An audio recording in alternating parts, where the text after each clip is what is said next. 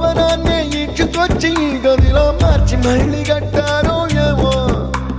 మాయజాలము తెలుసు మంత్రకారడి తెలుసు రెంటి కన్న ఇది ఇంకోటేమో నీలాకాశం